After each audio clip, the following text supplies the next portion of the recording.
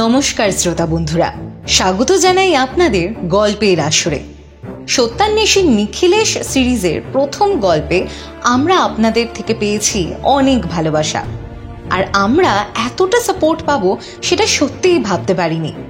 তাই আজ আমরা আপনাদের জন্য সত্যান্বেষী নিখিলেশ বক্সী সিরিজের আরও একটি দুর্ধর্ষ রহস্য রোমাঞ্চ গল্প নিয়ে হাজির হয়েছি। লেখক সুকান্ত দাসের কলমে সোনার কলম রহস্য। আশা করি গল্পটি আপনাদের খুবই ভালো লাগবে। তাহলে বেশি কথা না বলে শুরু করা যাক আমাদের আজকের নিবেদন। আর প্রতি সপ্তাহে এইরকম দারুণ দারুণ সব গল্প শুনতে হলে কি করতে হবে মনে আছে তো? শুধুমাত্র চ্যানেলটি সাবস্ক্রাইব করে পাশে থাকতে হবে।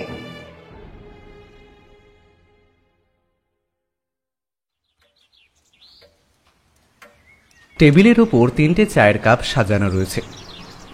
চায়ের কাপগুলো শূন্য। চায়ের কাপের তলায় ভালো করে দেখলে হয়তো একটু তলানিতে চা পড়ে থাকতে পারে, তবে মোট কথা হলো আমাদের চা খাওয়া শেষ হয়ে গিয়েছে। আমরা বলতে আমি, নিখিলেশ আর আমাদের সামনে বসে থাকা এক ভদ্রলোক। ভদ্রলোকের নাম সুরেন্দ্রনাথ চক্রবর্তী। তিনি আজ সকালে একবার টেলিফোন করেছিলেন, তারপর প্রায় ঘণ্টাখানেকের মধ্যেই বাড়িতে এসে পৌঁছেছেন। ভদ্রলোককে চা দেওয়া হয়েছে, তিনি চা শেষ করেছেন, কিন্তু এখনো পর্যন্ত নিজের নাম ছাড়া আর একটাও কথা বলেননি। নিখিলেশ কিন্তু নিজেও কিছু বলছিল না। নিখিলেশ মাঝে মাঝে বলে, যার কোনো সমস্যা রয়েছে তাকে প্রথমেই জোর করার প্রয়োজন নেই, তাকে নিজের মতো করে সমস্ত কথা বলতে দিতে হয়। হতেই পারে সে এমন কিছু বলে চলেছে যার সাথে কেসের কোনো সম্পর্ক নেই, তার জন্য অধৈর্য হলে চলবে না। সে আসলে এটা ওটা বলে নিজের বক্তব্যকে গুছিয়ে নেওয়ার চেষ্টা করছে। মাঝে মাঝে এমন অনেকে থাকে যারা অপ্রয়োজনীয় কথা বলতে বলতে প্রয়োজনীয় কিছু কথা বলে ফেলে, তাই তাদের কথা কখনোই বলার জন্য জোর করা উচিত নয়। তাদের সময় দেবে, সে যতটা সময় নিতে চায় ততটাই সময় দেবে। নিখিলেশ বাবু, আমার বাড়ি থেকে একটা দামি কলম চুরি হয়ে গিয়েছে। কলমটা দামি এ কারণে যে সেই কলমটা আমার ঠাকুরদা মারা যাওয়ার আগে কলমটা আমায় দিয়ে গিয়েছিলেন। এখন সেই কলমটা আমার বাড়ি থেকে চুরি হয়ে গেছে বলেই আমার মনে হচ্ছে, কিন্তু চুরি হওয়ার কোনো লক্ষণ আমি দেখতে পাইনি। হঠাৎ করে মাত্র 2 দিন আগে দেখলাম আমার বাড়ির পেনদানিতে কলমটা নেই। আমি আসলে খবরের কাগজের অফিসে কাজ করতাম, আমার কাজটা অনেকটাই লেখালেখির ওপরে ছিল, তাই কাজ ছাড়ার পরেও লেখালেখির অভ্যেসটা ছাড়তে পারিনি। মাঝে মধ্যে এটা ওটা নিয়ে লিখি, তারপর খবরের কাগজগুলোতে পাঠিয়ে দিই। বিশেষ করে কাগজে একসময় আমি কাজ করার জন্য অনেকেই আমার চেনা রয়েছেন, তাই খবরের কাগজের কলমে আমার কিছু লেখা মাঝে মধ্যেই ছাপা হয়। নিখিলেশ বাবু, দেখবেন খবরের কাগজে একটা পাতা থাকে সাহিত্যের জন্য, সেই পাতায় আমার নাম হয়তো দেখে থাকবেন আপনি। এই কারণেই ভাবছিলাম যে সুরেন্দ্রনাথ বাবু, আপনার নামটা কোথায় যেন দেখেছি, কিন্তু কিছুতেই আপনার নামটা আমি মনে করতে পারছিলাম না, এতক্ষণ বুঝতে পারছিলাম না। আসলে আমাদের প্রতিদিনই খবরের কাগজ পড়ার একটা অভ্যেস আছে, আর খবরের কাগজের প্রথম থেকে শেষ পর্যন্ত খুঁটিয়ে পড়ার অভ্যেস আমার এই বন্ধু অমরজিতেরও রয়েছে। আপনার নামটা তাহলে সেখানেই আমরা দেখে থাকবো, কি বলেন? হ্যাঁ, যাই হোক, ব্যাপারটা আমার সত্যি খুব ভালো লাগলো। আপনার সাথে পরিচয় করতে পেরেও আমার খুব একটা আনন্দ হচ্ছে আর কি। আপনি তাহলে আপনার সেই কলমটা আপনি উদ্ধার করতে চাইছেন, তাই তো? বুঝতেই পাচ্ছেন, পারিবারিক সম্পত্তি হিসেবে সেই কলমটার সঙ্গে আমার কতটা আবেগ জড়িয়ে আছে। আমার বাবা কলমটা নিজের কাছে রাখতে ভালোবাসতেন, যদিও ঠাকুরদা কলমটা আমাকেই দিয়ে গিয়েছিলেন। আমি তখন অনেক ছোট যখন আমার ঠাকুরদা মারা যায়। বাবা আমায় কলমটা প্রথমে দিতেন না, মনে করতেন আমি হারিয়ে ফেলবো। একটু বড় হতে যখন বুঝতে পারলেন না, হারানোর মতো বয়স আর আমার নেই, তখন কলমটা আমায় দিয়েছিলেন। বাবা মারা গেছেন তা প্রায় 20 বছর আগে নিখিলেশ বাবু। আমার বাড়িতে আমি, আমার স্ত্রী, আমার ছেলে এবং একটি কাজের লোক থাকে। তবে এদের মধ্যে যে কেউ কলমটা নিয়েছে সে ব্যাপারে আমি নিশ্চিত। কলম নিতে তো আর বাইরে থেকে কেউ আসবে না, কিন্তু সরাসরি তো আর কাউকে চোর বলে প্রমাণ করতে পারি না। তাই আপনার কাছে একটু সাহায্য চাইছি। অর্থাৎ আপনি মনে করেন আপনার সেই কলমটা আপনার বাড়িরই কেউ সরিয়েছে, কিন্তু তাদের তো একটা মোটিভ থাকা দরকার। সেই মোটিভ হিসেবে আপনার কি মনে হয়? হ্যাঁ, কলমটা সোনার তৈরি নিখিলেশ বাবু, আপনাকে তো আগেই বলেছি। আর আমার বর্তমান অবস্থা খুব একটা ভালো তা বলতে পারি না নিখিলেশ বাবু। টাকা পয়সা যা জমিয়েছিলাম তার অনেকটাই খরচ হয়ে গেছে এই বছরে। আমার এখন কাজ বলতে কিছুই নেই, ওই লেখালেখি বইপত্র নিয়ে থাকি। ছেলে বড় হয়েছে, সে নিজে একটা ব্যবসা করে বটে, তবে সেখান থেকে খুব একটা টাকা পয়সা আমদানি হয় না। আর কাজের লোক যে রয়েছে, আমার স্ত্রীর পায়ে একটা সমস্যা দেখা দিয়েছে। সে খুব ভালোভাবে চলাফেরা করতে পারে না, বেশিরভাগ সময় নিজের ঘরেই থাকে। সেই কারণেই তাকে রাখা, না হলে কাজের লোক রাখার মতো বিলাসিতা আমাদের নেই নিখিলেশ বাবু। ঠিক এই কারণেই আমি তিনজনকে সন্দেহ করছি, তবে তাদের সরাসরি কাউকেই কিছু বলতে পারছি না। তবে নিখিলেশ বাবু, তারা তিনজনেই জানে যে কলমটা চুরি গেছে। তারা বলছে তারা নাকি এই বিষয়ে কিছুই জানে না। কলমটার কথা আপনার বাড়ির লোকেরা ছাড়া বাইরের আর কে কে জানতো? অনেকেই তো জানতো নিখিলেশ বাবু। আমি যখন খবরের কাগজের অফিসে কাজ করতাম তখন সেখানে সবাই কলমটার ব্যাপারে জানতো। এমনকি তারপরেও আশেপাশের লোকেরা তো জানে। কলমটার কথা জানার লোকের অভাব নেই। কিন্তু নিখিলেশ বাবু, তাদের মধ্যে কাউকে চুরি করতে হলে তো বাড়িতে আসতে হবে। আর কলমটা চুরি যাওয়ার সময় কিন্তু আমি বাড়িতে কাউকে আসতে দেখিনি। তবে বিকেলের দিকে আমি মাঝে মাঝে বাড়ি থেকে বাইরে যাই। আসলে সারাদিন তো বাড়িতেই থাকি, তাই। তবে সেই সময় যদি কেউ এসে থাকে সেটা আমি জানি না। কিন্তু বাড়ির সে কথা কেউ তো স্বীকার করতে চাইছে না যে বাইরে থেকে কেউ এসেছিল। আপনার সমস্যাটা বেশ গম্ভীর সুরেন্দ্রনাথ বাবু। কলমটা চুরি যাওয়ার পরে প্রায় 2 দিন হয়ে গেছে। এর মধ্যে যদি কলমটা কেউ বাইরের বাজারে বিক্রি করে দেয় তাহলে সেটা খুঁজে পাওয়া সম্ভব নয়। একমাত্র যদি কলমটা বাজার পর্যন্ত গিয়ে না পৌঁছয় তাহলে সেটা খুঁজে পাওয়ার একটা সম্ভাবনা রয়েছে। তবে আপনি বলছেন বাড়ির কেউ কাজটা করেছে। আপনি বাড়িতে খুঁজে দেখেছেন ভালোভাবে? কাজের লোকের ঘর, এমনকি আপনার ছেলের ঘরও? আমি যদি সেটা করতাম তাহলে তো তারা বুঝতে পারতো আমি তাদেরকে সন্দেহ করছি নিখিলেশ বাবু। তাই আমি সেটা করিনি। আমি চাই আপনি আমার বাড়িতে একবার চলুন, আপনি সবাইকে জিজ্ঞাসাবাদ করুন, তারপর যদি কিছু জানা যায়। আপনি কোন খবরের কাগজের অফিসে কাজ করতেন সুরেন্দ্রনাথ বাবু? ভদ্রলোক খবরের কাগজের অফিসের কথা বললেন, এমনকি খবরের কাগজের নামও বললেন। আরও কয়েকটা ছোটোখাটো তথ্য ভদ্রলোক দিলেন, তবে সেগুলো তেমন কোনো কাজের নয়। নিখিলেশ এরপর ভদ্রলোকের নাম, ঠিকানা আর টেলিফোন নাম্বার লিখে নিয়ে ভদ্রলোককে বলল, একটা কাজ করুন সুরেন্দ্রনাথ বাবু, আপনি আজ বাড়ি ফিরে যান। আমার আজ একটু কাজ রয়েছে, আপনার বাড়িতে আর যাওয়া সম্ভব হচ্ছে না। আমি কাল সকালে আপনার বাড়িতে যাব। অবশ্যই আপনাকে টেলিফোন করেই যাব। তবে এর মধ্যে যেন কেউ জানতে না পারে আপনি আমার কাছে এসেছেন কিংবা আমি কাল আপনার বাড়িতে যাচ্ছি। তাহলে কিন্তু প্রতিপক্ষ সাবধান হয়ে যাবে। বেশ নিখিলেশ বাবু, আপনি যখন বলছেন সেটাই হবে। আমিও চাই না তাদের জানাতে। আপনি কাল সকালেই আসুন না, সমস্ত ব্যাপারটা দেখুন, তারপর না হয় কোনো একটা সিদ্ধান্ত নেবেন। আচ্ছা বেশ, নমস্কার। আমি উঠি আজকে নিখিলেশ বাবু। আর হ্যাঁ, চায়ের জন্য ধন্যবাদ। চাটা সত্যিই খুব ভালো হয়েছে। নিখিলেশ সামান্য হাসল। তারপর ভদ্রলোক বেরিয়ে যেতেই চেয়ারে হেলান দিয়ে দুটো হাত মাথার পেছনে দিয়ে না তাকিয়েই বলল, কিছু বুঝলে অর্জিত? এই প্রথমবার কাউকে দেখলাম যে নিজের জিনিস চুরি যাওয়াতে বাড়ির লোককে সন্দেহ করছে। কাজের লোকটাকে সন্দেহ করা স্বাভাবিক, কিন্তু বাড়ির লোককে সন্দেহ করছে, তার মানে ভদ্রলোকের সাথে বাড়ির লোকেদের সম্পর্ক খুব একটা ভালো নয়। আর তা না হলে তিনি সবাইকেই সন্দেহ চোখে সবসময় দেখেন। কিন্তু কলমটা তো সোনার। আচ্ছা নিখিলেশ, সেটা কেউ চুরি করে বিক্রি করে দিলে অনেকগুলো তো টাকা পাবে, সেক্ষেত্রে ভদ্রলোকের সন্দেহ কি স্বাভাবিক নয়? তোমার কথাই না হয় ভদ্রলোকের নিজের ছেলেকে সন্দেহ করার ব্যাপারটা আমি মেনে নিলাম, কিন্তু তার স্ত্রীর পায়ের সমস্যা রয়েছে, তিনি ভালোভাবে হাঁটা চলা করতে পারেন বলে মনে হয় না।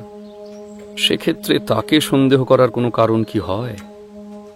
ভদ্রলোক নিশ্চয়ই স্ত্রীর সাথে আলাদা ঘরে থাকেন, তার ঘর আলাদা, স্ত্রীর ঘর আলাদা। সেক্ষেত্রে তার কলম চুরি করতে হলে তার ঘর পর্যন্ত তাকে আসতে হবে। ভদ্রলোক যখন বাড়ির বাইরে যেতেন তখন দরজাটা বন্ধ করে যেতেন কি? তাহলে দরজা খুলে ঘরের ভেতরে ঢুকে কলম চুরি করাটা তো সহজ কাজ নয়। সেটা বোধহয় করতেন না। ভদ্রলোককে দেখে একটু সন্দেহপ্রবণ বলেই মনে হলো। সেটা যদি তিনি করতেন তাহলে সে কথাটা নিশ্চয়ই আমায় বলতেন যে ঘরের দরজা তিনি বন্ধ করে রেখেছিলেন। আমার একটা কথা মনে হচ্ছে, আসলে কলমটা ঠিক কখন চুরি গেছে সে ব্যাপারে ভদ্রলোক নিশ্চিত নন। তিনি বলেছেন 2 দিন আগে চুরি গেছে, কিন্তু সঠিক কোন সময় তিনি বলতে পারেননি। এইখানেই আমার আর একটা খটকা লাগছে। কথাটা বলেই কিন্তু নিখিলেশ চুপ করে গেল। আমি তাকে একবার জিজ্ঞাসা করলাম, কিন্তু সে কিছুই বলল না। আমি বুঝতে পারলাম নিখিলেশ এখন আর কিছুই বলবে না। আমায় জানার জন্য কাল পর্যন্ত অপেক্ষা করতে হবে। কাল ভদ্রলোকের বাড়িতে গিয়ে ব্যাপারটা দেখা যাবে। কিন্তু একটা সোনার কলম, ব্যাপারটা কিন্তু মনের মধ্যে রইল। তার দাম যতই হোক না কেন, কলমটা এই ভদ্রলোকের পারিবারিক সম্পত্তি, তাই তার প্রতি ভদ্রলোকের একটা আলাদা টান থাকবেই। কিন্তু কাজটা কে করল? তার ছেলে নাকি তার বাড়ির কাজের লোক? নিখিলেশও কি আমার মতো কাজের লোকটিকেই সন্দেহ করছে? দুপুরের দিকে নিখিলেশ কোথায় যেন একটা বেরিয়ে পড়ল। আমি স্নান সেরে খাওয়া দাওয়া করে নিজের ঘরে দুপুরের ভাত ঘুম দিতে গিয়েছিলাম। বিকেলে উঠে দেখি নিখিলেশ বাড়িতে নেই। বৌঠানকে দেখতে পেয়ে বললাম, এই বৌঠান, নিখিলেশ কোথায় গেছে বলো তো? সে কি আমাকে বলে যায়? তবে তোমায় একটা কথা বলতে বলে গেছে ওর একটা জরুরি টেলিফোন আসতে পারে, তোমায় ওর ঘরেই থাকতে বলেছে। টেলিফোন এলে তুমি ধরবে, আর যদি দাসবাবু টেলিফোন করেন তাহলে কি বলেছেন সেই কথাটা ওকে জানাতে বলেছে। আমি বুঝতে পারলাম নিখিলেশ টেলিফোনে বোধহয় দাসবাবুর কাছ থেকে কিছু জানতে চেয়েছেন। তাই আমি নিজে নিখিলেশের ঘরে গিয়ে বসলাম। নিখিলেশ বাড়ি ফিরে আসার আধ ঘন্টা আগে দাসবাবুর টেলিফোন এলো। হ্যালো, কে? নিখিলেশ বাবু? না, নিখিলেশ একটু বেরিয়েছে। আপনি আমায় বলুন, ও আমায় বলতে বলে গেছে। ও আচ্ছা আচ্ছা, বলছি নিখিলেশ বাবু আসলে বলে দেবেন যে ওই সুরেন্দ্রনাথ বাবু ওই খবরের কাগজের অফিসেই কাজ করতেন, তবে প্রায় ওই বছর 6 কাজের পর রিটায়ার করেছেন। আর তার সোনার কলমের খবর ওই অফিসের সবাই জানতো। আচ্ছা, আর কোনো ব্যাপারে খোঁজ নিতে বলেছিল? আর একটা ব্যাপারে নিখিলেশ বাবু খোঁজ নিতে বলেছিলেন, তবে সেটা এখনো জানা যায়নি। জানা গেলে আমি ওনাকে টেলিফোন করে জানিয়ে দেবো। আর ওনাকে বলবেন আরেকবার থানায় আসতে, একটা কেসের ব্যাপারে ওনার সাথে কথা বলতে হবে। দাসবাবু টেলিফোন রেখে দিতে আমি চেয়ারে এসে বসে পড়লাম। তার মানে নিখিলেশ সুরেন্দ্রনাথ বাবুর ব্যাপারে খোঁজ খবর নিচ্ছে। তিনি যে সত্যি কথাই বলছেন সেটা তো বোঝাই যাচ্ছে। আর তার সোনার কলমের ব্যাপারটাও তাহলে সত্যি। নিখিলেশ হঠাৎ করে কোনো বিষয় নিয়ে খটকা প্রকাশ করল। যদিও সে প্রকাশ করেনি, মনে মনেই ভেবেছে, কিন্তু তার কোনো কারণ আমি খুঁজে পেলাম না। গোটা ব্যাপারটাই তো অতি সাধারণ। সুরেন্দ্রনাথ বাবুর সোনার কলম চুরি হয়ে গেছে, আর ভদ্রলোক মনে করছেন তার বাড়ির কেউ কলমটা চুরি করেছে। ব্যাপারটা অতি স্বাভাবিক, কারণ বাড়ির বাইরে থেকে কেউ ঘরে গিয়ে কলমটা যদি চুরি করে তাহলে তাকে অন্তত বাড়ির কেউ না কেউ তো দেখবেই। আর এমনটা তো হতেই পারে ভদ্রলোক কলমটার দিকে ঠিকভাবে খেয়ালই করেননি। যখন খেয়াল করেছেন তখন দেখেছেন সেটা ওখানে নেই। নিখিলেশ যে এর মধ্যে কি খুঁজে পেল সেটা আমি বুঝতে পারছিলাম না। তবে নিখিলেশ ফিরে এলো একটু পরে।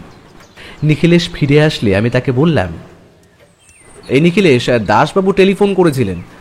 তিনি জানালেন সুরেন্দ্রনাথ বাবু নাকি ওই খবরের কাগজের অফিসেই কাজ করতেন, আর তার সোনার কলমের ব্যাপারটা সত্যিই তিনি অফিসের অনেককেই সে কথাটা বলেছিলেন। কিন্তু তুমি ভদ্রলোককে আরও একটা ব্যাপারে খোঁজ নিতে বলেছিলে, সেই ব্যাপারটা কি বলো তো? অমরজিৎ, সুরেন্দ্রনাথ বাবু যে মিথ্যে বলছেন না সেটা আমি জানি, তাও ব্যাপারটা একটু যাচাই করে নিচ্ছিলাম। তবে আরও একটা ব্যাপার, যেটা হচ্ছে সুরেন্দ্রনাথ বাবুর বাড়িতে যে কাজের লোকটি রয়েছে তার ব্যাপারে একটু খোঁজ খবর নেওয়া প্রয়োজন বলে আমার মনে হলো, কারণ চুরি করার সব থেকে বেশি সুযোগ এবং মোটিভ তারই রয়েছে। সুরেন্দ্রনাথ বাবু তাকে সন্দেহ করলেও সে কিন্তু বাড়িতে মাত্র বছরখানেক ধরে রয়েছে, তাই তার পক্ষে কাজটা করা খুব একটা কঠিন নয়। এখানে কিন্তু একটা সমস্যা রয়েছে নিখিলেশ। কাজের লোকটা যদি চুরি করার কথা ভাবতো তাহলে সে আগেই এটা করতে পারত। এত বছর ধরে সে তো ওই বাড়িতেই রয়েছে, আর তাছাড়া চুরি করার পরে সে আবার ওই বাড়িতেই আসবে কেন? তোমার কি মনে হয় একজন একটা সোনার কলম চুরি করে সেটা বাজারে বিক্রি করে যে টাকা পাবে, তারপরে তাকে আবার এই মুহূর্তে অন্তত কাজ করতে হবে? এইখানেই তো সমস্যা। সে আসলে কি ভেবে চলেছে সেটা অত সহজে আমরা বুঝতে পারবো না। সে যদি পালিয়ে যেত তাহলে সন্দেহটা তার উপরেই পড়তো, তাই হয়তো সে ব্যাপারটা খুব সহজভাবেই নিচ্ছে। তবে কলমটা যে চুরি গেছে সে ব্যাপারটা কিন্তু সত্যি। এবার আমাদের কাল সকালে ওই বাড়িতে গিয়ে ব্যাপারটা খোঁজ খবর করে দেখতে হবে। তবে কলমটা তিনি একটা জায়গায় রেখে দিতেন কেন, তা আমি কিছুতেই বুঝতে পারছি না। না, যতই হোক সেটা ওনার পারিবারিক সম্পত্তি, আর তাছাড়া নিখিলেশ কি যেন একটা বলতে গিয়েও চুপ করে গেল। আমি একবার ভাবলাম তাকে জিজ্ঞাসা করি, কিন্তু নিখিলেশের মুখে একটা চিন্তার ভাঁজ ফুটে উঠেছিল। এই মুহূর্তে এসে বোধহয় সে আর কিছু বলবে না। একটু পরেই পুটিরাম এসে আমাদের চা দিয়ে গেল। চা খেতে খেতে নিখিলেশ হঠাৎ প্রসঙ্গ বদলে বলে বসল, সুরেন্দ্রনাথ বাবুর লেখাগুলো কিন্তু খুব একটা খারাপ নয় অমরজিৎ, আমি দেখেছি। তবে ভদ্রলোক নির্দিষ্ট সময়ের আগেই কিন্তু কাজ থেকে অবসর নিয়েছেন, তার পেছনে কোনো একটা কারণ থাকা দরকার, সেটাও কিন্তু আমাদের জানতে হবে। আরও অনেকগুলো ব্যাপারে খোঁজ নিতে হবে অমরজিৎ। আমি বুঝতে পারছিলাম কেসের ব্যাপারে নিখিলেশ যেভাবে ভেবে চলেছে আর ডালপালা বিস্তার করে চলেছে তা অনুধাবন করা অন্তত আমার কম্য নয়। তাই আমি কালকের জন্য অপেক্ষা করতে লাগলাম। কাল অন্তত সুরেন্দ্রনাথ বাবুর বাড়িতে গিয়ে কিছু একটা জানতে পারা যাবে।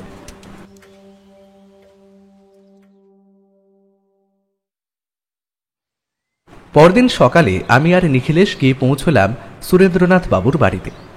নিখিলেশ বোধহয় সকালেই টেলিফোন করে দিয়েছিল, তাই আমরা গিয়ে পৌঁছতেই দেখতে পেলাম সুরেন্দ্রনাথ বাবু বাড়ির বাইরেই বোধহয় আমাদের জন্যই অপেক্ষা করছে। ব্যাপারটা কেমন যেন মনে হলো। তবে সুরেন্দ্রনাথ বাবু আমাদের দেখে এগিয়ে এসে যখন বললেন, নিখিলেশ বাবু বাড়ি থেকে কিন্তু জানে না আসলে আপনি ঠিক কি করতে আসছেন। ব্যাপারটা একটু মাথায় রাখবেন। আমি বলেছি আমার একজন চেনা ভদ্রলোক একবার বাড়িতে আসবেন।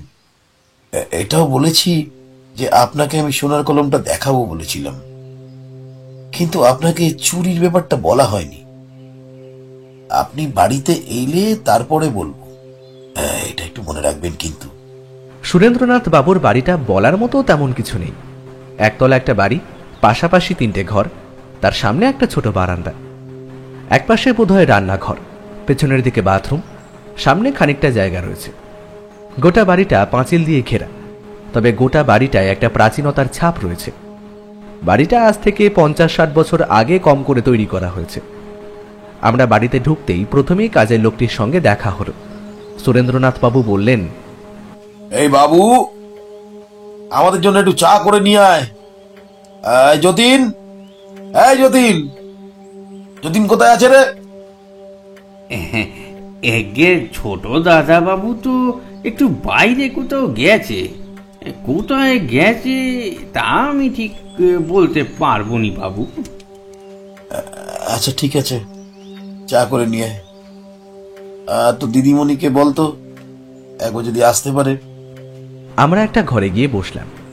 সেই ঘরটাই বোধহয় সুরেন্দ্রনাথ বাবুরই ঘর। একটা আন্দাজ আমি করে নিতে পারলাম যে পাশাপাশি 3টে ঘরে 3 জন থাকে, তার মানে কাজের লোকটি এখানে থাকে না। তার বাড়ি কি তাহলে কাছাকাছি কোথাও?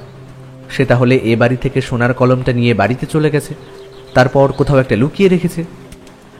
এই সম্ভাবনাটাই আমার মাথায় আসতে লাগলো। আমরা বসে রয়েছি, একটু পরেই কাজের লোকটি চা দিয়ে গেল। তারপর অন্য একটা ঘর থেকে এক ভদ্র মহিলা বেরিয়ে এসে আমাদের পাশের একটা চেয়ারে বসলেন। দেখেই বোঝা যায় ভদ্র মহিলার পায়ে সামান্য সমস্যা রয়েছে। তিনি একটা লাঠি নিয়ে হাঁটাচলা করেন। আমাদের পাশে বসে দুহাত তুলে নমস্কার করে বললেন, নমস্কার। আপনারা যে আসবেন তা আমি জানতাম, কিন্তু বুঝতেই পারছেন আমার শরীরটা খুব একটা ভালো নেই, সমস্যা রয়েছে। তা আপনারা যে সোনার কলমটা দেখতে এসেছেন সেটা তো আর নেই। সে কি, কিন্তু আমি যে শুনেছিলাম সোনার কলমটা এই বাড়িতেই আছে। সুরেন্দ্রনাথ বাবু, আপনি যে আমায় সোনার কলমটা দেখাবেন বলেছিলেন। আসলে আপনাকে দেখানোর ইচ্ছা তো ছিল, কিন্তু কয়েকদিন আগে সোনার কলমটা আমার ঘর থেকে চুরি হয়ে গেছে। সোনার কলমটা যে কে নিয়েছে সেটা আমি বুঝতে পারছি না। খুবই বিব্রত বোধ করছি, বুঝলেন। আমি দুঃখিত, আপনাকে ওটা দেখাতে পারলাম না। ব্যাপারটা কি আপনি পুলিশে জানিয়েছেন? মানে পুলিশ জানলে তো পুলিশ এসে আগেই বাড়ির লোককে সন্দেহ করবে, তারপর বাড়িখানা খানা তল্লাশি, এটা সেটা, সেসব আমি আর চাইছি না। তাই আর পুলিশকে ব্যাপারটা জানাইনি। এ কিন্তু অন্যায় সুরেন্দ্রনাথ বাবু, এত দামি একটা কলম। আসলে আচ্ছা, আপনার নামটা কি? আমার নাম বিকাশ সান্যাল, এ আমার বন্ধু তন্ময় রায়। আচ্ছা মাধবী দেবী, আপনার কি মনে হয় কলমটা ঘর থেকে গেল, আর গেল কোথায়? কি আর বলবো বিকাশ বাবু, আমি তো নিজেও বুঝতে পারছি না। আমার অবস্থা তো আপনি দেখছেন, আমি ঘর থেকে খুব একটা বাইরে বের হই না। তবে যেদিন শুনলাম কলমটা চুরি হয়েছে সেদিন বেরিয়েছিলাম, কিন্তু ঘর থেকে সেটা যে কে নিয়ে যাবে সেটাই বুঝতে পারছি না। কথাটা বলে মাধবী দেবী একবার পেছনের দিকে তাকালেন। কাজের লোকটি তখন রান্নাঘরে।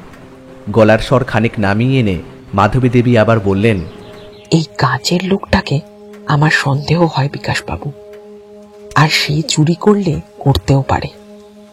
ও তো মাঝে মাঝে ওই ঘরে যেত। সোনার কলমটা তো লেখার টেবিলের ড্রয়ারে রাখা থাকতো, সেখান থেকে কোনো এক ফাঁকে তুলে নিয়েছে। সেটা তো হতেই পারে, তবে সোনার কলমটা যদিও চুরি করে থাকে তাহলে আবার এই বাড়িতে কাজ করতে এলো কি করে? ও কি ভেবেছে ওকে কেউ সন্দেহ করবে না? হয়তো তাই ভেবেছে। আর সোনার কলমটা খুঁজে না পাওয়া গেলে তো ওকে দোষী সাব্যস্ত করা যাবে না। ও হয়তো সেটা কোথাও লুকিয়ে রেখেছে কিংবা বিক্রি করে দিয়েছে, এখন সেটা আর পাওয়াই যাবে না। আপনার ছেলে এখনো ফিরলো না যতদূর শুনলাম। ওর নাম যতীন। যতীন বাবু মানে সে কোথায় কোথায় গেছে? দোকানে গেছে বোধহয়। ওর একটা ব্যবসা রয়েছে, তবে আজ দোকান বন্ধ থাকার কথা। কোনো একটা কাজেই বেরিয়েছে, চলে আসবে। আপনার কি ওর সাথে কোনো দরকার রয়েছে বিকাশ বাবু? নিখিলেশ সামান্য হাসল, তারপরে বলল, না না, তেমন কোনো ব্যাপার নয়, এমনি বললাম।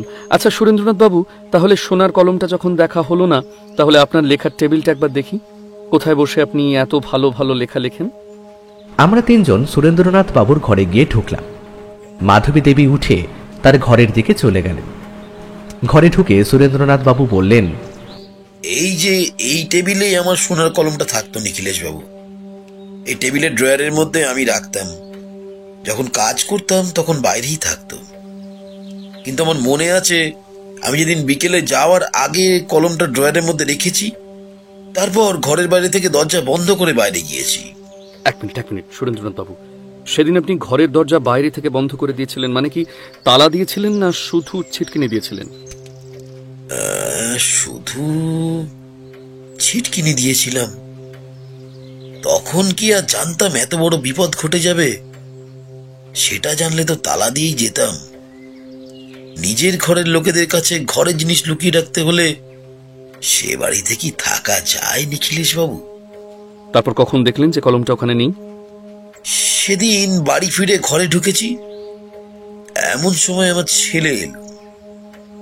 ওর ব্যবসায় কি একটা সমস্যা চলছে, বেশ কিছুদিন ধরেই চলছিল। ব্যবসাপত্র ভালো যাচ্ছে না, ওর মন মেজাজ এমনিতেই ভালো ছিল না। তা আমার সাথে ব্যবসা নিয়ে বেশ কিছুক্ষণ কথাবার্তা হলো। তারপর চলে যেতেই আমরা রাতের খাবার খেয়ে দিয়ে শুয়ে পড়লাম। তখন আর কলমটার কথা মনে নেই। পরদিন সকালে লেখার টেবিলে বসেছি, কলমটা খুঁজতে গিয়ে দেখি সেটা নেই। আমি ভাবলাম মনের ভুলে অন্য কোথাও রেখেছি, তাই গোটা ঘরটা খুঁজে দেখলাম, কিন্তু নিখিলেশ বাবু কোথাও নেই। তারপরে আমার মনে হলো কলমটা হয়তো চুরি হয়ে গিয়েছে। সেই সময় এ বাড়িতে আপনার স্ত্রী, আপনার ছেলে এবং ওই কাজের লোক সবাই ছিল? হ্যাঁ নিখিলেশ বাবু, সবই ছিল। আর কলমটা যদি বিকেল থেকে রাতের মধ্যে গিয়ে চুরি হয়ে থাকে, তাহলে সে সময় এ বাড়িতে কেউ আসেনি। তাহলে এই তিনজনের মধ্যে নিশ্চয়ই কেউ একজন নিয়েছে। আমার স্ত্রী বারবার এই কলমটা বিক্রি করে দিয়ে সেই টাকাটা ছেলের ব্যবসার কাজে লাগাতে বলেছিলেন। এমনকি আমার ছেলেও কিন্তু সেই কথাটা বলেছিল। নিখিলেশ বেশ কিছুক্ষণ কি যেন ভাবল, তারপরে বলল, আপনার ছেলের ঘরটা কি একবার ভালোভাবে দেখা যায় সুরেন্দ্রনাথ বাবু? সে দেখা যেতেই পারে, তবে আমার স্ত্রীর বা কাজের লোকটি যদি সন্দেহ হয়, আমরা ঘর তল্লাশি করছি, তাহলে কিন্তু সমস্যা হবে। আপনার স্ত্রী এখন বাইরে আসবে বলে মনে হয় না। কাজের লোকটি এদিকে না এলেই হলো। তাছাড়া অমরজিৎ, ও না হয় দরজায় দাঁড়িয়ে থাকবে, কাউকে আসতে দেখলে আমাদের সাবধান করে দেবে। ততক্ষণে আমরা একবার খুঁজে দেখি। সুরেন্দ্রনাথ বাবুর বোধহয় এই কথাটা ভালো লাগলো, তিনি রাজি হলেন। আমরা সুরেন্দ্রনাথ বাবুর ছেলের ঘরের সামনে গিয়ে দেখলাম সেই ঘরের দরজা বাইরে থেকে শেকল তোলা। তারপর দরজা খুলে সুরেন্দ্রনাথ বাবু আর নিখিলেশ ভেতরে ঢুকলো। আমি দরজা দিয়ে ভেতরে ঢুকে দরজার কাছেই দাঁড়িয়ে রইলাম, কিন্তু বেশ কিছুক্ষণ খোঁজার পরেও কিছুই পাওয়া গেল না। কাজের লোকটি কিন্তু একবারও আমাদের ঘরের দিকে এলো না। বেশ কিছুক্ষণ খোঁজার পরে নিখিলেশ বলল, এখানে তো কিছুই পাওয়া গেল না সুরেন্দ্রনাথ বাবু। আমার মনে হয় কলমটা যদি আপনার ছেলে নিয়ে থাকে, তাহলে সেটা এখানে নেই। তাহলে সেটা কোথায় থাকতে পারে বলে আপনার মনে হয়? নিখিলেশ কিছুই বলল না, চুপ করে কি যেন চিন্তা করতে লাগলো। বারবার ঘরের মধ্যে এদিক ওদিক তাকিয়ে দেখল, তারপর এক সময় বলল, সুরেন্দ্রনাথ বাবু, মনে হচ্ছে এভাবে কিছুই পাওয়া যাবে না। আজকের মতো আমরা এখান থেকে চলে যাচ্ছি। আপনি একটা কাজ করুন, যদি সম্ভব হয় আপনার ছেলের সাথে একবার কথা বলুন। তার সাথে আমারও একবার কথা বলার দরকার। সে যদি চলে আসে তো। নিখিলেশের কথা শেষ হওয়ার আগেই বাইরে থেকে একটা গলার স্বর শোনা গেল। বোধহয় সুরেন্দ্রনাথ বাবুর ছেলে এসেছে। সেটা শুনে আমরা তাড়াতাড়ি ঘরের দরজা বন্ধ করে বাইরে চলে এলাম, কিন্তু ততক্ষণে যতীন দরজার সামনে এসে পড়েছে। সে একটু অবাক হয়ে আমাদের দিকে তাকিয়ে রইল। তাই দেখে সুরেন্দ্রনাথ বাবু বললেন, ও তোর ঘরটা একটা বিকাশ বাবুকে দেখাচ্ছিলাম। ওনার নাম বিকাশ, একসময় উনি আমার সঙ্গে কাজ করতেন। আজকে উনি আমার সোনার কলমটা দেখতে এসেছিলেন, বুঝলি, কিন্তু সেটা তো আর নেই, সেটা তো চুরি হয়ে গেছে। যতীন কেমন যেন একটা চোখে নিখিলেশের দিকে বেশ কিছুক্ষণ তাকিয়ে রইল, তারপরে বলল, আপনার নাম বিকাশ সান্যাল? হ্যাঁ যতীন, আমার নাম বিকাশ সান্যাল। তোমার ঘরটা আমি ঘুরে দেখছিলাম, বেশ ভালোই লাগলো। তবে সোনার কলমটা দেখতে পেলে না আর একটু ভালো লাগতো। তবে সেটা যখন সম্ভব হলো না তখন। যতীন একটু অবাক হয়ে নিখিলেশের দিকে তাকিয়ে বলল, আপনি ঠিক কি বলতে চাইছেন বলুন তো বিকাশবাবু? তুমি ঠিকই বলেছিলে যতীন, অত দামি একটা কলম শুধু শুধু বাড়িতে রাখাটা অপ্রয়োজনীয়। সেটা বিক্রি করে যদি টাকাটা কোনো কাজে লাগে, তাহলে তো ব্যবসার কাজেই লাগানো যাবে, বলো? হ্যাঁ, আর সেটাই তো বোধহয় ভালোও হয় নাকি? হ্যাঁ, এখন তো মাঝখান থেকে শুধু শুধু কলমটা চুরি হয়ে গেল, কোনো কাজেই লাগলো না, তাই না? যতীন বোধহয় এবার একটু স্বাভাবিক হয়ে এসেছিল। আমরা হাঁটতে হাঁটতে সুরেন্দ্রনাথ বাবুর ঘরের দিকে গেলাম। আমাদের সাথেই যতীন এলো। একসময় যতীন বিছানার একপাশে দাঁড়িয়ে বলল, আমি বাবাকে অনেকবার বলেছিলাম বিকাশবাবু যে কলমটা আমায় দিয়ে দিতে, কলমটা বিক্রি করে আমি এই টাকাটা ব্যবসার কাজে লাগাই। এই মুহূর্তে ব্যবসায় বেশ কিছুটা টাকা লাগাতে না পারলে ব্যবসাটা আমার বাঁচানো যাবে না। কিন্তু বাবা আমার কথা কিছুতেই শুনলেন না। নিখিলেশ হঠাৎ করে বলে উঠল, সুরেন্দ্রনাথ বাবু, এ কিন্তু আপনার ঠিক কাজ নয়। আপনি আপনার ছেলের কথা শুনতে পারতেন না? হ্যাঁ, পারতেন না? চাকে, যা হয়ে গেছে তা হয়ে গেছে, এখন আর সেটা নিয়ে ভেবে লাভ নেই। দেখুন আপনার ছেলের ব্যবসাটাকে বাঁচানো যায় কিনা। আপনি তো অনেকদিন হলো রিটায়ার করেছেন নাকি? হ্যাঁ, তা আপনার ছেলের ব্যবসাটা আপনি না বাঁচালে কিন্তু ভবিষ্যতে আপনাদেরই সমস্যা হবে, সেদিকে তো একটু দেখবেন। যাকে, আমি এখন চলি, বুঝলেন? আবার পরে অন্য কোনো সময় আসবো। সোনার কলমটা দেখতে পেলাম না, সে আক্ষেপটা কিন্তু থেকেই যাবে। আচ্ছা, সুরেন্দ্রনাথ বাবু চলে যেতে তুমি অন্তত সোনার কলমটা সামলে রাখতে পারতে। বাজারে ওটার দাম বেশি হলেও ওটা কিন্তু তোমাদের পারিবারিক সম্পত্তি, সেটা কিন্তু তোমায় মাথায় রাখার দরকার ছিল। ওটা কিছুতেই বেহাত হতে দিতে তুমি অন্তত পারো না। নিখিলেশের শেষের কথাগুলো শুনে যতীন যেন কেমন চমকে উঠল। নিখিলেশের দিকে একভাবে তাকিয়ে রইল সে। আমি আর নিখিলেশ সুরেন্দ্রনাথ বাবুর কাছ থেকে বিদায় নিয়ে চলে এলাম। সুরেন্দ্রনাথ বাবু আমাদের ছাড়তে বাড়ির বাইরে পর্যন্ত এলেন। শেষ মুহূর্তে সুরেন্দ্রনাথ বাবু বললেন, নিখিলেশ বাবু, আপনি তো মনে হয় কিছুই বুঝতে পারলেন না, কিন্তু আমার সোনার কলমটা কে নিয়েছে সেটা কি আপনি বুঝতে পারলেন? আর একটু সময় লাগবে সুরেন্দ্রনাথ বাবু, তবে মনে হচ্ছে আপনার ধারণাই সঠিক।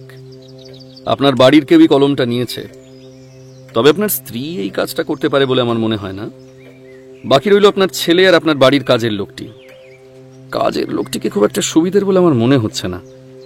আমায় অন্তত আরো 2 দিন সময় দিন, তারপরে আমি জানাচ্ছি। তবে কলমটা যাতে বাইরে কোথাও না যায় সে ব্যাপারটা আমি দেখব। এসব জিনিস সাধারণ কোনো দোকানে বিক্রি করা যায় না, আর সেদিকটাও আমি খবর রাখছি। সুরেন্দ্রনাথ বাবু, আপনি চিন্তা করবেন না। নিখিলেশের কথায় সুরেন্দ্রনাথ বাবু হতাশ দৃষ্টিতে নিখিলেশের দিকে তাকিয়ে রইলেন। তারপরে বললেন, আমার ছেলের কথাটা শুনলেই বোধহয় ভালো হতো নিখিলেশ বাবু। সোনার কলমটা বিক্রি করে দিলে সেই টাকাটা অন্তত তার ব্যবসার কাজে লাগানো যেত। এখন তো সব দিক থেকে আমার লোকসান হলো নিখিলেশ বাবু। কলমটাও গেল, আর তাছাড়া ছেলের ব্যবসাটাও ডুবতে বসেছে। কি করব আমি কিছুই বুঝতে পারছি না। আপনি কিছু একটা করুন নিখিলেশ বাবু। নিখিলেশ আর কিছু বলল না। পথে ফিরতে ফিরতে নিখিলেশকে দেখলাম খুব মন দিয়ে কিছু একটা চিন্তা করছে। তাই দেখে আমি বললাম, কি ভাবছো বলো তো তুমি? আমার কেমন যেন মনে হচ্ছে ওই সোনার কলমটা এখনো সুরেন্দ্রনাথ বাবুর বাড়িতেই আছে। নিখিলেশের কথায় আমি চমকে উঠলাম। বললাম, কিন্তু সুরেন্দ্রনাথ বাবুর ঘর তো তুমি নিজেই খুঁজে দেখলে, আর তার ছেলের ঘর তো তোমরা দুজন মিলে খুঁজে দেখেছো। তারপরেও তার ঘরে কিংবা ওই বাড়িতে কলমটা থাকে কি করে? মাঝে মাঝে আমরা অনেক কিছু এমন জায়গায় লুকিয়ে রাখি যেটা একমাত্র আমরা জানি, আর জিনিসটা সবার চোখের সামনেই থাকে কিন্তু সবাই দেখতে পায় না। আমরা লুকোনো জিনিস খোঁজার সময় এমন কোনো জায়গায় খুঁজি যেটা অতি গোপন স্থান। আমার মনে হয় কলমটা যে চুরি করেছে সে এমন কোথাও ওটা রেখেছে যেটা আমাদের চোখের সামনেই আছে, অথচ আমরা দেখতে পাচ্ছি না। কিছু একটা তো আমি দেখতে পাচ্ছি না অমরজিৎ, কিছু একটা তো আমি দেখতে পাচ্ছি না। তুমি কি সুরেন্দ্রনাথ বাবুর ছেলেকে সন্দেহ করছো নিখিলেশ? অমরজিৎ, আমি এখনো দুজনকেই সন্দেহ করছি। তবে শক্ত কোনো একটা সূত্র না পাওয়া পর্যন্ত যে কোনো একজনের ক্ষেত্রে কোনো অনুমান আমি করতে পারছি না, আমি চাইছিও না। তবে আমার অনুমান বলছে কলমটা এখন ওই বাড়িতেই আছে। সেক্ষেত্রে কাজের লোকটিকে সন্দেহ করার ধারণা কিন্তু কমে যায়। সন্দেহটা একজন কি হয়, সেটা হলো সুরেন্দ্রনাথ বাবুর ছেলে যতীন। আমারও সেটাই মনে হচ্ছে, বুঝলে। তার ব্যবসা ইদানিং ভালো যাচ্ছে না। এই সময়টা কলমটা সে পেলে সেই কলমটা বিক্রি করে ব্যবসাটা ঠিকঠাকভাবে করতে পারবে সে। হতেই পারে অমরজিৎ, আবার নাও হতে পারে। এক্ষুনি ব্যাপার নিয়ে কিছু বলা প্রয়োজন নেই। চলো বাড়ি ফিরে যাই, তারপর দেখা যাবে। নিখিলেশের সাথে এই বিষয়ে আর কোনো কথা হলো না। আমিও ভাবছিলাম হয়তো সোনার কলমটা সুরেন্দ্রনাথ বাবুর ছেলেই চুরি করেছে, তার মোটিভও পরিষ্কার। কিন্তু নিখিলেশ বারবার কেন বলছে কলমটা ওই বাড়িতেই আছে? তাহলে কি কলমটা যতীনের ঘরেই আছে? সেটাই যদি হয় তাহলে সেটা কোথায় রয়েছে? পরদিন সকালে নিখিলেশের তলব শুনে তার ঘরে গিয়ে কিন্তু আমি চমকে উঠলাম। নিখিলেশের ঘরে উল্টো দিকের চেয়ারে বসে রয়েছে যতীন। আমায় দেখে যতীন সামান্য হাসল, তারপরে বলল, অমরজিৎ বাবু, আপনার লেখা নিখিলেশ বাবুর সমাধান করার রহস্যের আমি কিন্তু একজন ভক্ত। আমি কালই ভাবছিলাম আপনাদের চেনা চেনা মনে হচ্ছে, কিন্তু কিছুতেই বুঝতে পারছিলাম না। নিখিলেশ বাবুর বলা শেষের কথাগুলো আমি কিছুটা ধরতে পেরেছিলাম, তবে তখন ব্যাপারটা আমার কাছে পরিষ্কার হয়নি। আজ সকালেই মনে হলো আপনাদের কথা, তাই চলে এলাম। তুমি যখন এতটা বুঝতে পেরেছো, তাহলে এটাও বুঝতে পেরেছো যে তোমার বাবা আমাদের এই সোনার কলমটা উদ্ধারের জন্যই ডেকে পাঠিয়েছিলেন। কিন্তু নিখিলেশ বাবু, আমি আপনাকে সত্যি কথা বলছি, ওই কলমটা আমি চুরি করিনি। আর আমি চুরি করতে যাব কেন? হ্যাঁ, মানছি ওটা আমার প্রয়োজন ছিল, আমার ব্যবসার কাজে টাকার প্রয়োজন ছিল, কিন্তু ওটা আমাদের পারিবারিক সম্পত্তি নিখিলেশ বাবু। বাবা ওটাকে খুব ভালোবাসেন, বাবা ওটা কখনোই নিজের হাতছাড়া করেন না। আর ওটা আমি চুরি করে বিক্রি করে দেব? না না না না, এতটা ছোট লোক এখনো হয়ে উঠতে পারিনি। নিখিলেশ একবার আমার দিকে তাকালো, তারপরে বলল, যেদিন সকালে কলমটা চুরি যাওয়ার কথা, তার আগের দিন কি তোমাদের বাড়িতে কেউ এসেছিল? তোমার মনে পড়ে? কিন্তু সেদিন কেন, তার আগে কিংবা পরের দিনও আমাদের বাড়িতে কেউ আসেনি নিখিলেশ বাবু। আমার মনে হয় ওই কাজের লোকটি কলমটা চুরি করে থাকতে পারে, কারণ সে খুব বেশি দিনের পুরনো নয়, আর তার স্বভাব খুব একটা ভালো নয়। কিন্তু যতীন, আমি ওই কাজের লোকটার ব্যাপারে যতটা খবর নিয়েছি, তাতে চুরিটা সে করতে পারে না। সে যদি ওই সোনার কলমটা চুরি করতো, তাহলে নিশ্চয়ই সেটা তার বাড়িতে রেখে দিত না, সেটা বিক্রি করার চেষ্টা করত। আর এছাড়াও সেই কাজের লোকটির অনুপস্থিতিতে তার বাড়িতে আমি ওই সোনার কলমের ব্যাপারে খোঁজ নিয়েছি। আমার মনে হয় না সে চুরিটা করেছে যতীন। কিন্তু নিখিলেশ বাবু, তাহলে সোনার কলমটা গেল কোথায়? নিখিলেশ চুপ করে কিছুক্ষণ কি যেন ভাবল, তারপরে বলল, আমার মনে হচ্ছে কলমটা তোমাদের বাড়িতেই কোথাও আছে। চলো তো একবার তোমাদের বাড়িতে যাই, তোমার মায়ের ঘরটা ভালো করে দেখা দরকার। তুমি যখন ওটা নাওনি, কাজের লোকটিও নেয়নি, তাহলে তো বেঁচে থাকে একজন। যতীন যেন অবাক হয়ে নিখিলেশের দিকে তাকালো, বলল, ওটা মা চুরি করেছে তাহলে? হ্যাঁ, কিন্তু মা কেন করবে?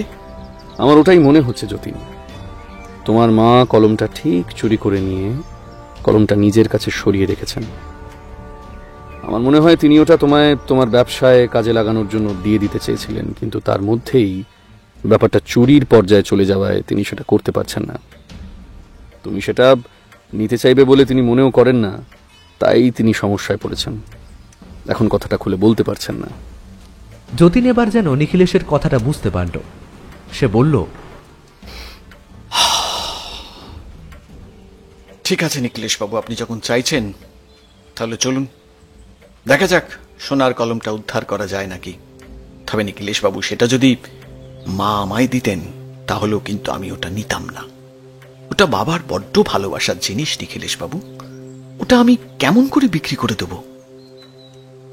একটু পরেই আমরা তিনজনে বেরিয়ে চললাম সুরেন্দ্রনাথ বাবুর বাড়ির উদ্দেশ্যে। সুরেন্দ্রনাথ বাবুর বাড়িতে পৌঁছে দেখলাম সুরেন্দ্রনাথ বাবু ও তার স্ত্রী মাধবী দেবী বাড়িতেই রয়েছেন। আমাদের সাথে যতীনকে দেখে ওরা কেমন যেন একটু অবাক হয়ে গেল। সুরেন্দ্রনাথ বাবু এগিয়ে এসে বললেন, এই যতীন, তুই নিখিল বাবু মানে বিকাশ বাবুর সাথে কি করছো? আমার কাছ থেকে আর লুকিয়ে লাভ নেই বাবা। আমি জানি উনি বিকাশ বাবু নন, উনি নিখিলেশ বাবু। আর তুমি নিজে ওনাকে ওই সোনার কলম উদ্ধার করার জন্য যে ডেকে এনেছো, সেটাও আমি জানি। আমার সাথে নিখিলেশ বাবুর ওই ব্যাপারে কথা হয়েছে। আমি ঠিক দেখলাম নাকি ভুল দেখলাম জানি না, তবে নিখিলেশের কথাটা শুনেই মাধবী দেবীর মুখটা কেমন যেন সামান্য সময়ের জন্য বদলে গেল। তিনি বললেন, নিখিলেশ বাবু মানে সেই গোয়েন্দা নিখিলেশ? নিখিলেশ সামান্য হেসে বলল, একটু ভুল করছেন মাধুরী দেবী, আমি গোয়েন্দা নই, আমি সামান্য সত্যান্বেষী মাত্র। আপনার ঘরটা আমরা একবার খুঁজে দেখব। আমার ধারণা সোনার কলমটা আপনার ঘরেই রয়েছে। নিখিলেশের কথা শুনে মাধবী দেবী অবাক হয়েছিলেন, তেমনি সুরেন্দ্রনাথ বাবু অবাক হলেন। তিনি বললেন, কিন্তু নিখিলেশ বাবু, আপনি যে বলেছিলেন আমার স্ত্রী ওটা চুরি করতে পারে না, উনিই চুরি করেছেন সে কথাটা তো আমি একবারও বলছি না। উনি শুধু সোনার কলমটা আপনার ঘর থেকে সরিয়ে ওনার ঘরে নিয়ে গিয়ে রেখেছেন, ব্যাস। আপনি কিন্তু অকারণে আমায় দোষারোপ করছেন নিখিলেশ বাবু। আসুন আমার ঘরে দেখুন, আমার ঘরে সোনার কলমটা রয়েছে নাকি। আমরা সবাই মাধবী দেবীর ঘরে গিয়ে ঢুকলাম। মাধবী দেবীর বিছানার একপাশে বসে রইলেন নিখিলেশ। যতীন সুরেন্দ্রনাথ বাবুর ঘরের মধ্যে এদিক ওদিক খুঁজতে লাগলো, কিন্তু বেশ কিছুক্ষণ খোঁজার পরেও কিন্তু কোনো কিছুই পাওয়া গেল না। একসময় মাধবী দেবী বললেন, আমার তো মনে হয় কলমটা ওই কাজের লোকটাই চুরি করেছে। কাজের লোকটি কাছেই দাঁড়িয়েছিল। সেই কথাটা শুনে একটু যেন অবাক হয়ে নিজের সপক্ষে কিছু বলার চেষ্টা করল, কিন্তু তার আগেই নিখিলেশ বলল, কাজের লোকটি চুরি করেনি।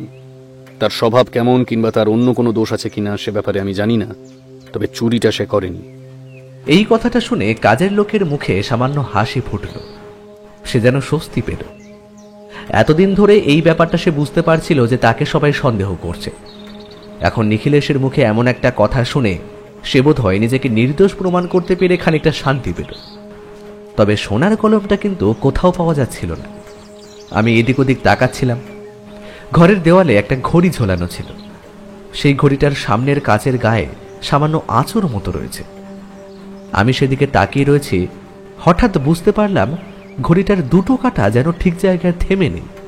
বেশিক্ষণ ধরে তাকিয়ে থাকার পর বুঝতে পারলাম আসলে ঘড়ির কাঁটাগুলো ঘুরছে না, ঘড়িটা কখন যেন বন্ধ হয়ে গেছে।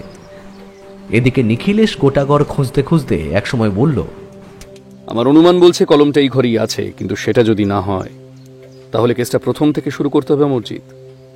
তুমি কি কিছু বুঝতে পারছো? আমি ঘড়িটার দিকে তাকিয়ে থাকতে থাকতে অন্যমনস্কের মতোই বললাম, নিখিলেশ, ঘড়িটা তো বন্ধ রয়েছে, তাহলে একটা বন্ধ ঘড়ির দেওয়ালে ঝুলিয়ে রাখা হয়েছে কেন? আমার কথার উত্তরে যতীন অন্যমনস্কের মতোই বলল, ওই ঘড়িটা, হ্যাঁ, ওই ঘড়িটা মায়ের খুব পছন্দের। ঘড়িটা মাত্র 2 দিন আগে খারাপ হয়েছে, তবে মা সেটাকে নামিয়ে দোকানে নিয়ে যেতে দেয়নি।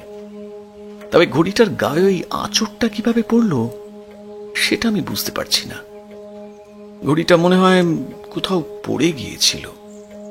কথাটা শুনে নিখিলেশ কেমন যেন থমকে দাঁড়ালো। তারপর মাধবী দেবীর দিকে সরাসরি তাকিয়ে বলল, একটা বন্ধ ঘড়ি আপনি দেওয়ালে ঝুলিয়ে রেখেছেন কেন? আর ঘড়ির কাঁচের গায়ে ওই আঁচড়টা পড়লো কখন? যতীন, সুরেন্দ্রনাথ বাবু, আপনারা একবার মনে করে বলুন তো, ঘড়ির গায়ে ওই আঁচড়টা সোনার কলমটা চুরি যাওয়ার আগে ছিল না পরে হয়েছে? নিখিলেশ আসলে কি বলতে চাইছে সেটা যেন আমি হঠাৎ করেই বুঝতে পারলাম। আঁচড়টা দেখতে আরো একটু সামান্য এগিয়ে যেতেই মনে হলো আঁচড়টা বেশ নতুন। যতীন একটু আমতা আমতা করে বলে উঠল, যতদূর মনে পড়ে সোনার কলমটা চুরি যাওয়ার পরেই ওই আঁচড়টা আমি দেখেছি। তাহলে কি নিখিলেশ বাবু? মাধবী দেবীর মাথাটা নিচু হয়ে এলো। যতীন ঘরের এক পাশ থেকে একটা চেয়ার টেনে এনে তার উপরে উঠে ঘড়িটা পাতে যেতে ঘড়ির পেছনের দিক থেকে একটা সোনার কলম মাটির উপর টপ করে পড়ল। সুরেন্দ্রনাথ বাবু প্রায় চিৎকার করে বলে উঠলেন, এই তো আমার সোনার কলম। নিখিলেশ মাটি থেকে সোনার কলমটা হাতে তুলে নিয়েছিল। আমি প্রায় মুগ্ধ হয়ে দেখলাম, সত্যি গোটা কলমটা সোনা দিয়ে তৈরি।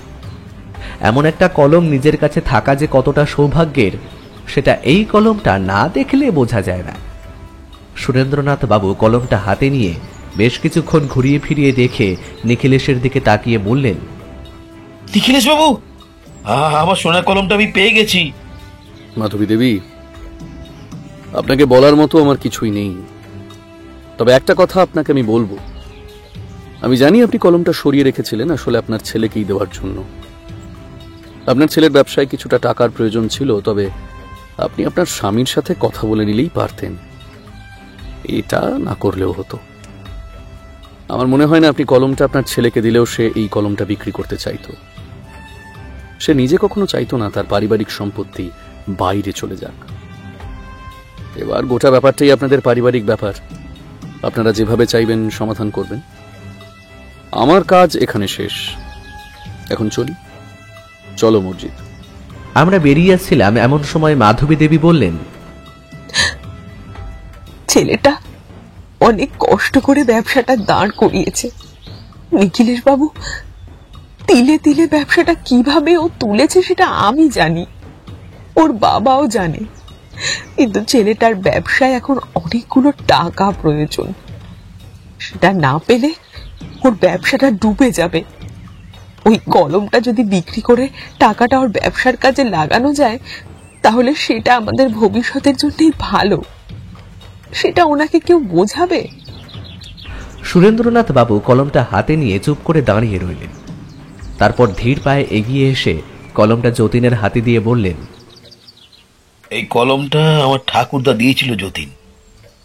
আমার বাবা এই কলমটা খুব ভালোবাসতেন, তিনি আমায় কলমটা দিয়ে গেছেন। এখন আমি এই কলমটা তোর হাতে তুলে দিলাম। তোর যদি মনে হয় এই কলমটা বিক্রি করে তুই তোর ব্যবসাটা আবার ঠিক করতে পারবি, তাহলে সেটাই কর। আমি তোকে আর কিছু বলবো না। যতীন কলমটা হাতে নিয়ে বোবার মতো কিছুক্ষণ দাঁড়িয়ে রইল। একবারে নিখিলেশের দিকে তাকালো, কিন্তু কিছুই বলল না। যতীন সুরেন্দ্রনাথ বাবুর সামনে গিয়ে বলল, বাবা, এটা বাকি সবার কাছে একটা সোনার কলম হতে পারে, কিন্তু তোমার কাছে যে এটা কি সেটা তো আমি ভালোভাবে জানি।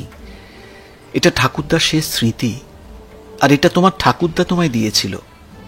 এই কলমটা আমি তোমায় কখনোই বিক্রি করতে বলবো না। হ্যাঁ, আমার টাকার প্রয়োজন, তাই হয়তো তোমায় ও কথা বলে ফেলেছি। তার জন্য আমায় ক্ষমা করো বাবা। সুরেন্দ্রনাথ বাবু ফ্যাল করে কিছুক্ষণ যতীনের দিকে তাকিয়ে রইলেন। তারপর হঠাৎ করে যতীনকে জড়িয়ে ধরলেন। সুরেন্দ্রনাথ বাবুর চোখে জল দেখা দিল। আমি স্পষ্ট দেখতে পেলাম মাধবী দেবী বিছানায় বসে রয়েছেন, কিন্তু তার চোখেও জল। আমি আর নিখিলেশ আর অপেক্ষা করলাম না, সেখান থেকে বেরিয়ে এলাম। পথে নেমে নিখিলেশকে বললাম, আচ্ছা নিখিলেশ, ঠিক কখন তোমার মনে হলো বলো তো কলমটা মাধবী দেবী ওই ঘর থেকে সরিয়েছেন? প্রথম থেকেই আমি তিনজনকে সন্দেহ করেছিলাম, তবে মাধবী দেবীর পায়ের সমস্যার জন্য আমি মনে করেছিলাম তিনি কাজটা করতে পারেন না। তবে কাজের লোকটা যে কাজ করেনি সেটা আমি কালই জানতে পেরেছিলাম। আর যতীন যখন নিজের মুখে সবটা বলল, তখন তাকে আর সন্দেহ করা যায় না। নিজের পরিবারের সম্পত্তি নিয়ে কেউ এতটা মিথ্যে কথা বলতে পারবে না। আর সে নিজে আমার কাছে এসেছে, তাই বাকি রইল একজনই। তবে তুমি যদি ঘড়িটার কথা না বলতে, তাহলে হয়তো খুঁজে পেতাম না। এই জন্যই বলি, তুমি নিজেও একজন সত্যান্বেষী হয়ে উঠছো আস্তে আস্তে অমরজিৎ।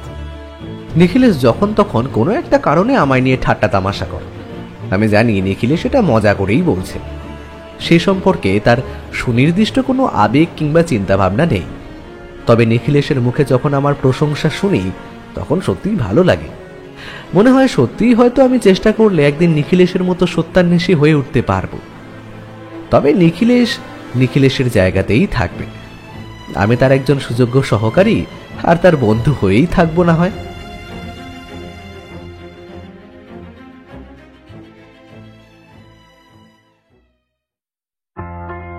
এতক্ষণ আপনারা শুনছিলেন লেখক সুকান্ত দাশের কলমে সোনার কলম রহস্য। তাহলে কেমন লাগলো আমাদের আজকের এই নিবেদন? কমেন্টে জানাতে ভুলবেন না কিন্তু। আর প্রতি সপ্তাহে দারুণ দারুণ সব গল্প শুনতে হলে চ্যানেলটি সাবস্ক্রাইব করে পাশে থাকবেন। অসংখ্য ধন্যবাদ।